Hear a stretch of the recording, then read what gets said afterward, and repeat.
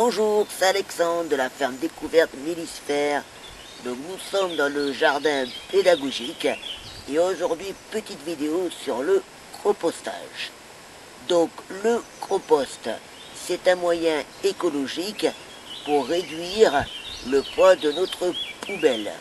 Par exemple, si quand vous faites la cuisine, vous avez beaucoup de déchets végétaux, c'est-à-dire des épluchures de légumes, et tout ça, ça alourdit la poubelle. Et en plus, comme ces déchets végétaux proviennent de la nature, on va redonner à la nature. Donc on va créer un composteur, comme ici présent devant vous. Comment ça fonctionne? On peut faire plusieurs composts à sa façon. Et le nôtre ici, donc idéalement pour faire un bon compost, il faut faire des couches. Donc les couches, je m'explique, c'est déchets humides, déchets secs. Déchets humides et toujours finir par du déchet sec. Je prends un exemple. Vous avez des épluchures de légumes. Les épluchures de légumes, c'est des déchets humides. Donc vous les mettez dans le compost et ensuite on finit toujours par un déchet sec. Or déchet sec, ça peut être soit des feuilles mortes que vous avez stockées, soit de la tonte de l'herbe sèche, soit de la paille ou du foin, soit des copeaux de bois finement coupés, ou ça peut être aussi du carton avec sans encre, bien sûr. Ensuite, ça va accélérer le processus de décomposition. Et aussi, ça va limiter les odeurs.